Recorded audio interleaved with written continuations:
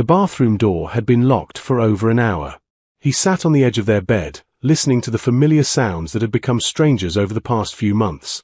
The hairdryer's persistent hum, the clink of makeup bottles, the soft rustle of fabric. These were sounds from another lifetime, from when she used to get ready for their anniversary dinners, for his company parties, for moments that belonged to them. He glanced at his watch. 6:15. She'd told him she had dinner plans with her college friend Sarah, the one who'd supposedly been going through a divorce. How convenient, he'd thought at the time, that Sarah's crisis had created such a perfect cover story. Sarah, who according to his brief phone call yesterday, was happily married and currently on vacation in Greece with her husband of 15 years. The lock clicked open.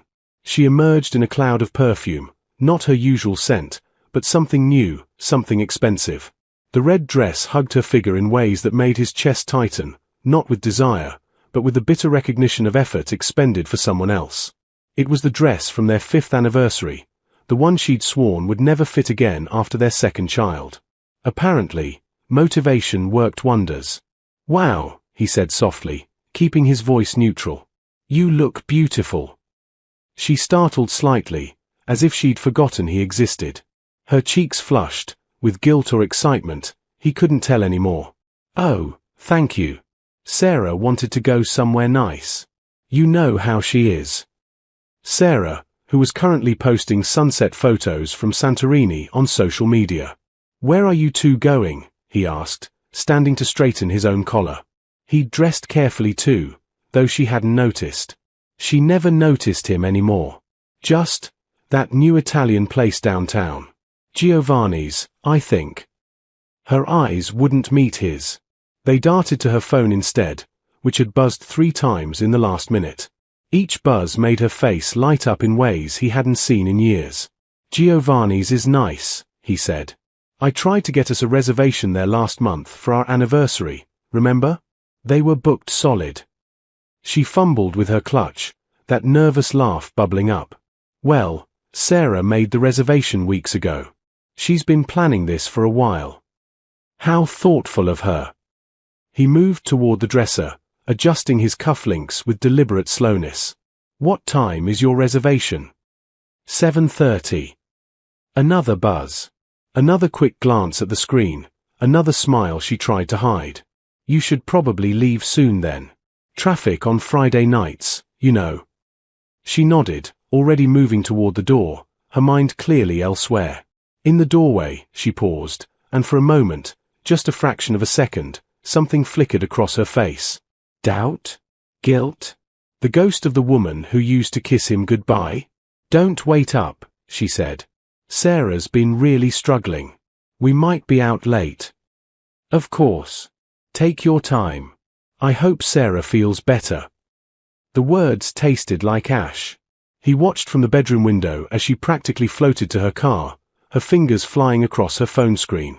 She was texting while walking, something she always lectured their teenage daughter about. The car pulled away, and he counted to 60 before moving. His own car was already packed. His lawyer's number was already dialed. The reservation at Giovanni's, the one he'd made 3 weeks ago under his name, after the private investigator had confirmed what his gut had been screaming for months, was waiting. He picked up the manila folder from his nightstand. Inside were photographs, phone records, hotel receipts. Evidence of a double life lived in plain sight. Evidence that would make the divorce proceedings straightforward, that would protect his children, that would give him the closure he needed. He allowed himself one last look around their bedroom. 17 years of marriage, reduced to furniture and memories. The bed where they'd talked about dreams. The corner where they'd assembled the crib. The window seat where she used to read on Sunday mornings. That woman was gone. In her place was a stranger in a red dress, rushing toward what she thought was a romantic evening. He grabbed his keys and headed for the door. It was time to introduce her to reality. The city lights blurred past her windshield as she drove, her heart hammering against her ribs like a trapped bird. At every red light, she checked her phone, reading and rereading the messages that made her feel alive again. "Can't wait to see you in that dress. Our table is ready whenever you are. You're going to love what I have planned. 17 years. That's how long she'd been a wife, a mother, a woman whose identity had slowly dissolved into everyone else's needs. When had she last felt this butterfly-inducing anticipation? When had her husband last looked at her with anything beyond polite indifference? She pushed away the guilt that tried to surface. He didn't notice her anymore. He came home, ate dinner, watched television, went to bed. Their conversations had become logistics: who would pick up the dry cleaning, whether the furnace needed servicing, what time their son's soccer game started. They were roommates with a shared history, nothing more. At least, that's what she'd convinced herself 3 months ago when she'd met him at the coffee shop. The man who actually listened when she talked. Who remembered the small details she mentioned. Who made her feel seen. Her phone buzzed again. She grabbed it at the next stoplight, expecting another message from him. Instead, it was her daughter. "Mom, where did you put my blue sweater?" The ordinary intrusion of real life into her fantasy. She typed back quickly. "Check the laundry room. Be home late. Leftovers in fridge." Another message, this time from her husband. "Drive safely." 2 words. That's all he could manage. 2 words that felt more like obligation than care. She tossed the phone onto the passenger seat, focusing on the road and the promise of an evening where someone would actually want to know about her day, her thoughts, her dreams. Giovanni's appeared ahead, its warm lights spilling onto the sidewalk. She'd driven past it 100 times but never been inside. Too expensive, her husband always said. Too much trouble getting a reservation. Funny how those obstacles disappeared when someone actually wanted to make an effort. She pulled into the parking garage, checking her makeup one final time in the rearview mirror. The red dress still fit perfectly. The new perfume, the one she'd hidden in her gym bag, smelled like jasmine and possibility. Her hair fell in soft waves she'd spent an hour perfecting. For a moment, doubt crept in. What was she doing? She had a family, a home, a life. But then she remembered the emptiness, the loneliness of lying next to someone who felt miles away. She remembered the last time her husband had really kissed her, not the perfunctory peck goodbye but a real kiss. She couldn't. She grabbed her clutch and stepped out of the car, her heels clicking against the concrete. The elevator ride to the street level felt both too long and too short. Her reflection in the polished doors showed a woman she barely recognized, confident, desired, alive. The restaurant's entrance glowed ahead. Through the windows, she could see couples leaning toward each other, candlelight dancing across their faces. Soon, she'd be one of them. Soon, she'd remember what it felt like to be wanted. She pushed through the door, and the hostess greeted her with a professional smile. "Good evening. Do you have a reservation?" "Yes, it should be under," she paused, realizing she didn't know what name he'd used. They'd always been so careful about details. "Actually, I'm meeting someone. He should already be here." "Of course. What name, please?" She gave his name, the one that appeared on her phone screen dozens of times each day, the one that made her pulse quicken. The hostess's smile faltered slightly as she scanned her list. "I'm sorry, I don't see that name. Could it be under another name perhaps?" Her stomach dropped. Had he gotten the time wrong? The day? No, they'd confirmed just an hour ago. She pulled out her phone, ready to text him, when the hostess spoke again. "Miss? There's a gentleman at table 12 who seems to be waiting for someone. Perhaps." Relief flooded through her. Of course. He'd probably used a different name for privacy. Smart. Careful. She followed the hostess through the restaurant, weaving between tables, her anticipation building with each step. Table 12 sat in a quiet corner, partially obscured by a decorative screen. Perfect for an intimate dinner. Perfect for not being seen. The hostess stepped aside with a gesture. "Here you are." She moved around the screen, her smile ready, her heart full of expectation. Then the world tilted. The man at the table was her husband. Time seemed to fragment, each second stretching into uncomfortable eternity. He sat there, perfectly composed in the charcoal suit she'd helped him pick out for their wedding anniversary 3 years ago. The anniversary dinner she'd cancelled, claiming a migraine. The candle on the table cast shadows across his face, making it impossible to read his expression. "Please, sit down," he said quietly, gesturing to the chair across from him. Her mind raced through possibilities like shuffling cards. This was coincidence. He was here for a business dinner. He'd somehow gotten the restaurant wrong. Anything but the truth that was slowly crystallizing in her chest like ice. "What are you doing here?" The words came out sharper than she intended, defensive rather than curious. "I have a reservation. Giovanni's. 7:30. I believe that's what you told me, isn't it? Though you said you were meeting Sarah." He paused, took a sip of water. "Sarah sends her regards from Greece, by the way. I spoke with her husband yesterday. They're having a wonderful time." The ice in her chest spread to her limbs. She gripped the back of the chair to steady herself. "I don't understand." "Don't you? Sit down. Please." It wasn't a request this time. She sat, because her legs wouldn't hold her anymore. The restaurant continued its gentle hum around them, laughter from nearby tables, the soft clink of silverware, a piano playing somewhere in the background.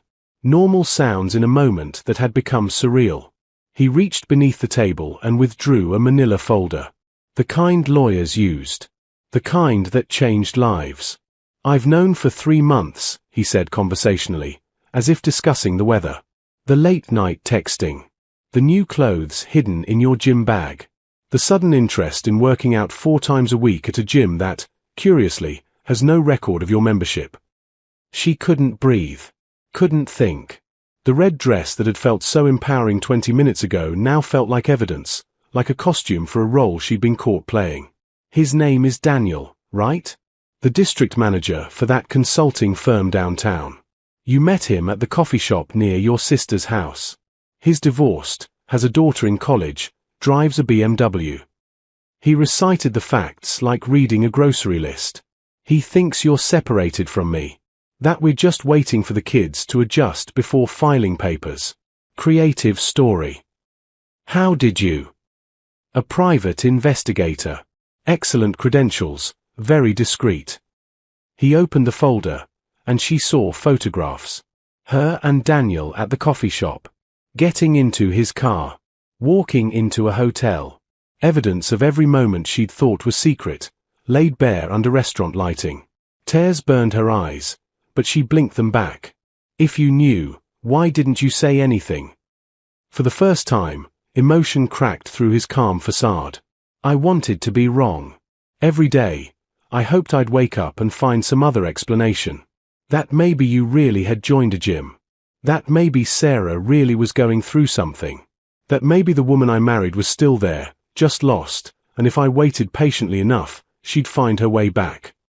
You stopped noticing me years ago," she whispered, the defense feeling hollow even as she spoke it. I stopped. He leaned forward, and she saw something dangerous in his eyes. Not anger, but something worse. Disappointment. "I planned a weekend away for our anniversary. You said you were too tired. I bought tickets to that Broadway show you mentioned wanting to see. You said you couldn't find a sitter. I learned to cook Thai food because you said you missed that restaurant from when we were dating. You ate 3 bites and said you weren't hungry." Each statement landed like a blow. She remembered those moments differently, through the lens of her own neglect and resentment. But hearing them now, she saw the pattern she'd refused to acknowledge. "I became invisible," he continued, "because you decided I was. And instead of talking to me, instead of fighting for us, you decided to audition for a different life with someone who doesn't know that you hate doing dishes, or that you cry at dog food commercials, or that you have a birthmark on your left shoulder blade shaped like Ohio. So what is this?" She gestured at the table, the folder, the setup. Revenge? Humiliation? Clarity? He slid a document across the table. Divorce papers. Already filed. "I'm citing irreconcilable differences and fault-based grounds. I have evidence of adultery, which in our state affects asset distribution and alimony.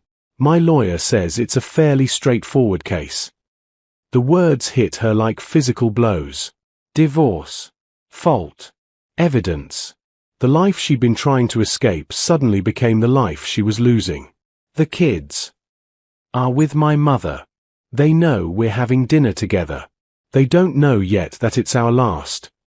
His voice finally broke slightly. I'll tell them tomorrow. I've already consulted with a child psychologist about the best approach. Of course he had. While she'd been lost in fantasy, he'd been planning their future. Their separate futures. I loved you, she said, the past tense slipping out unintentionally.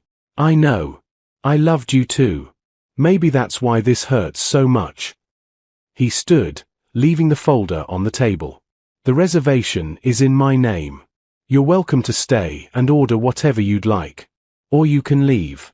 Your choice. Where are you going? Home. To pack some things and go to my mother's. My lawyer will be in touch Monday about custody arrangements and property division. We can try to keep this civil for the children's sake, or we can make it ugly. Also your choice. She sat frozen in her chair, watching him weave through the tables toward the exit.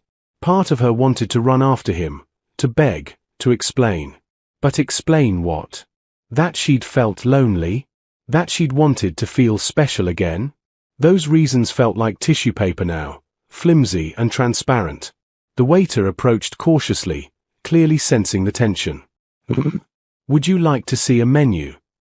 She looked down at the divorce papers, at the photographs of her secret life spread across the white tablecloth. No. Thank you. I'm leaving. She gathered the papers, they were hers now, part of her new reality, and stuffed them into her clutch. The photographs she left on the table. Let the waiter wonder. Let the whole restaurant wonder. Shame was a small price to pay for what she'd done. Her phone buzzed as she rushed toward the parking garage. Daniel. Where are you? I've been waiting at the hotel bar. The hotel. She'd forgotten entirely about the lie within the lie. She'd told Daniel she was working late tonight, that they'd meet at their usual place at 8. She'd planned to have dinner with her husband's money, in her husband's reservation, before sneaking away to another man's bed. The audacity of it made her sick. She typed back, "We need to talk. Not tonight. I'll call you tomorrow." His response came immediately. Is everything okay? You're scaring me.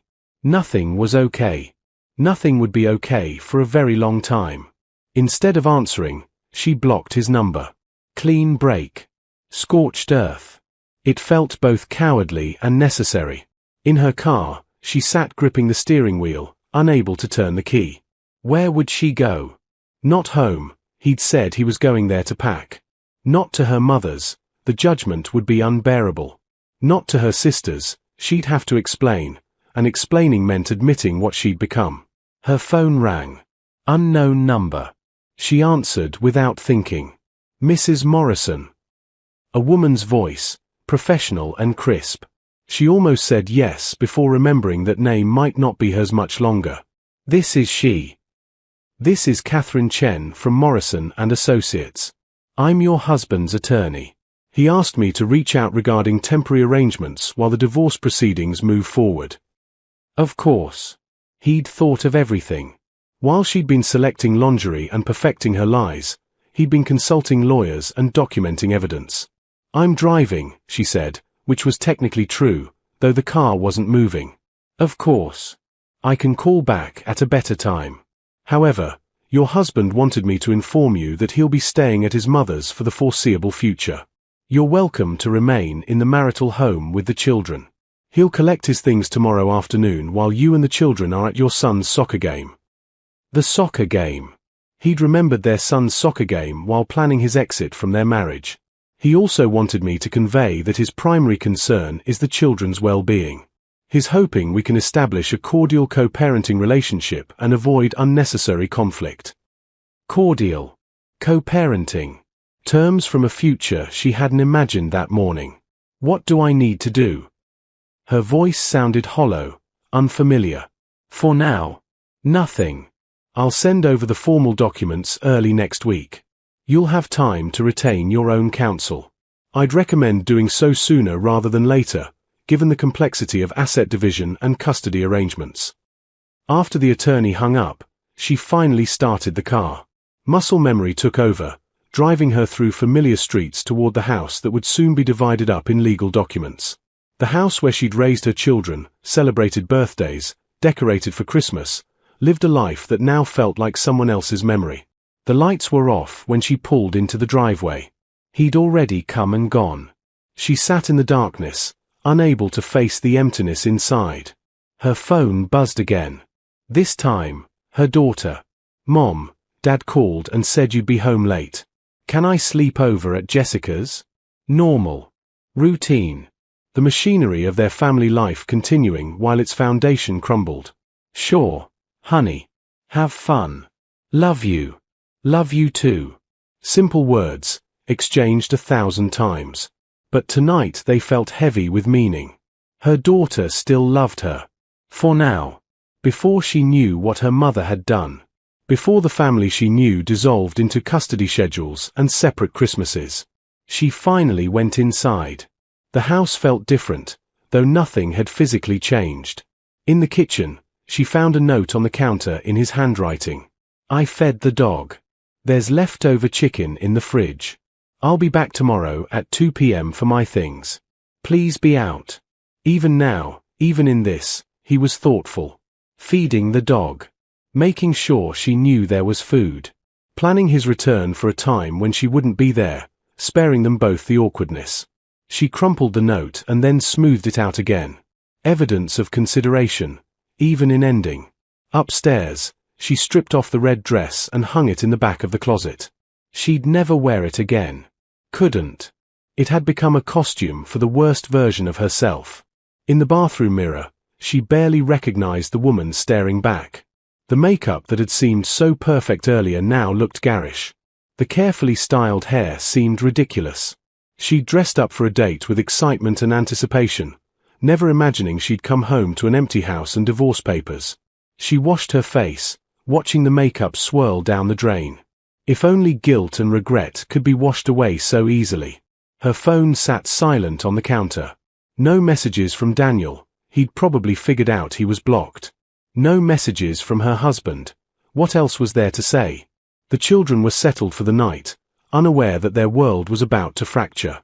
She climbed into bed, still wearing her slip, too exhausted to find pajamas. The sheets smelled like the fabric softener she'd used for years, a scent that meant home and routine and everything she'd taken for granted. Tomorrow, she'd have to tell her children. Tomorrow, she'd have to call her mother, her sister, her friends. Tomorrow, she'd have to find a lawyer and begin untangling 17 years of shared life. But tonight, she lay in the darkness and finally let herself cry. Sunlight through the bedroom curtains woke her, harsh and unforgiving. For one blissful moment, she forgot. Then memory came crashing back, the restaurant, the folder, the photographs, the divorce papers crumpled in her clutch downstairs. Her phone showed 9:47 a.m. She'd slept late, something she never did. The house was silent in that particular weekend morning way, empty but full of presents. Her son was at a friend's house. Her daughter at her sleepover. She was alone with the wreckage of her choices. In the kitchen, she made coffee by rote, her hands knowing the ritual even as her mind spun. The normalcy of it felt obscene. How could coffee taste the same when everything had changed? Her phone buzzed. Her sister. "Hey, want to grab lunch today? Haven't seen you in forever." Forever. 2 weeks, actually. But it felt like a lifetime ago when she'd had lunch with her sister and lied about how happy she was, how busy life was, how everything was fine. She stared at the message.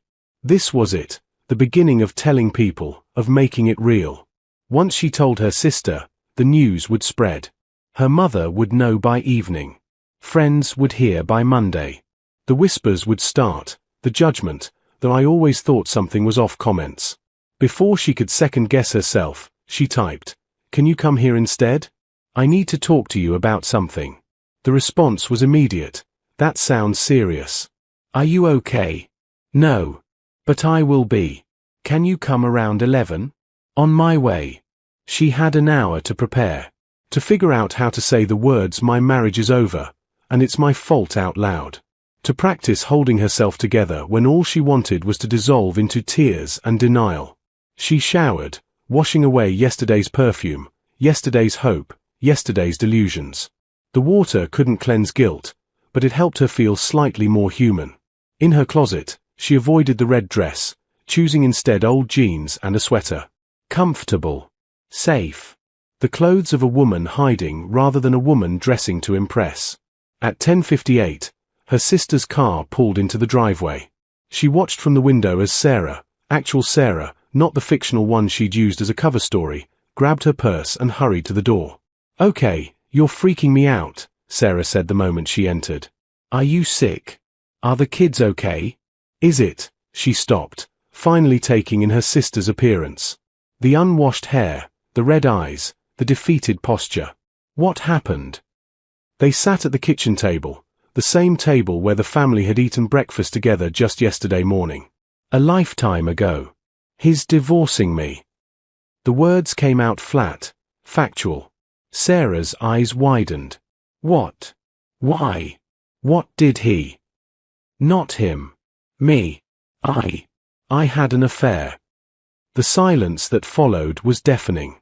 Sarah, her outspoken, never at a loss for words sister, simply stared. For 3 months, she continued, the confessions spilling out like poison she needed to purge. I met someone. I convinced myself I was unhappy, that he didn't care about me anymore, that I deserved to feel special. I lied to everyone. I used your name as a cover story, actually. I told him I was meeting you last night. But you weren't.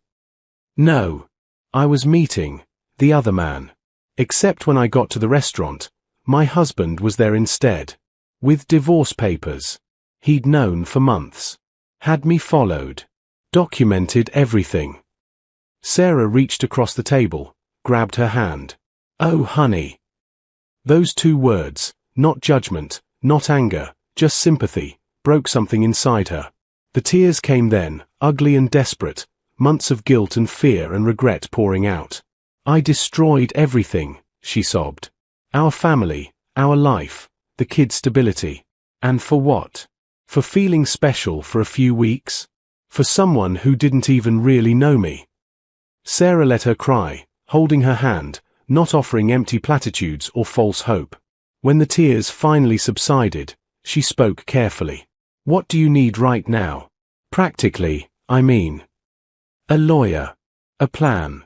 A way to tell the kids that their mother is the reason their family is breaking apart. We'll figure it out. One step at a time. Sarah pulled out her phone. My friend Monica is a divorce attorney. She's tough but fair. I'll call her, see if she can see you Monday. While Sarah made the call, she looked around the kitchen. In a few months, this might not be her kitchen anymore. The house might be sold, divided, transformed from a home into an asset to be liquidated. Monica can see you Monday at 10, Sarah said, hanging up. In the meantime, have you thought about what you'll say to the kids? She hadn't. Couldn't. How do you tell your children that you broke their family because you were selfish? He said he'd help, she admitted. That we could tell them together, try to keep it civil. That's something. He's a good man. I know. The words hurt. That's what makes it worse. At 2 p.m., as promised, his car pulled into the driveway. She'd taken the children to the soccer game as Catherine Chen had suggested, allowing him privacy to collect his things. But she found herself driving back early, parking down the street, watching. He made 3 trips, carrying boxes and suitcases to his car. 17 years, reduced to cargo. On his last trip, he paused at the doorway, looking back at the house. Even from a distance, she could see the weight in his shoulders, the exhaustion in his posture. He'd loved her.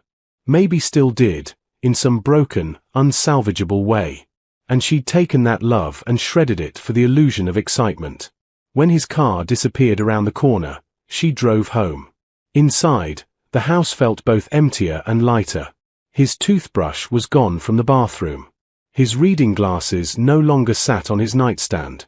His presence had been extracted carefully, leaving gaps that would take time to fill or learn to live with. That evening, the children came home to a mother who'd cried herself hollow and a father who'd moved out.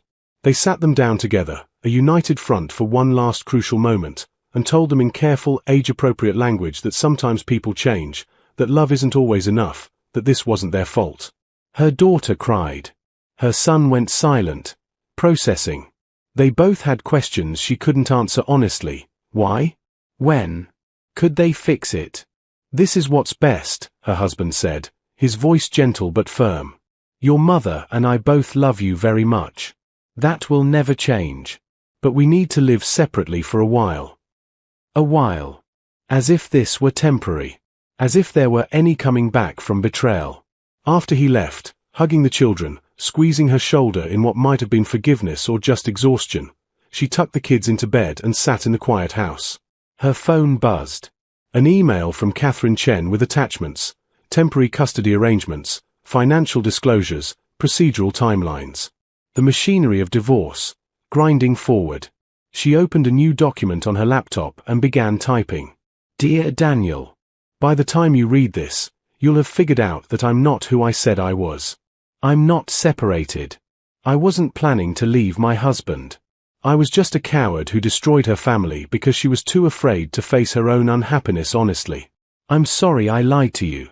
I'm sorry I used you as an escape from my real life. I hope you find someone worthy of the attention you showed me. Please don't contact me again. She sent it before she could reconsider, then blocked his email too. Clean break. Scorched earth. The house settled around her, the creaking floors, the humming refrigerator, the ticking clock. Familiar sounds that would become the soundtrack of her new life. Single mother. Divorcée. The woman who'd had it all and thrown it away. But somewhere in the wreckage, a small voice whispered that maybe, eventually, she could become something else too, honest. Self-aware. Someone who'd learned that running from problems only creates new ones. It would take time. Years. Probably. Therapy. Hard conversations. Moments of crushing regret and slow, painful growth. She climbed into bed, her bed now, singular, and pulled the covers close. Tomorrow would bring new challenges, lawyers and paperwork, difficult conversations, and harder truths. But tonight, for the first time in months, she didn't reach for her phone to text someone who wasn't her husband. She didn't scroll through messages that made her feel alive at the expense of her integrity. Tonight, she simply existed with her choices and their consequences. And maybe, she thought as sleep finally came, that was the first small step toward becoming someone she could live with. The red dress still hung in the back of her closet, a reminder of the woman she'd been for one terrible, transformative night. She'd donate it eventually, or burn it, or simply let it hang there as a monument to the cost of illusions. But that was a decision for another day. Tonight, she'd survived the first day of the rest of her life. And tomorrow, she'd wake up and survive another.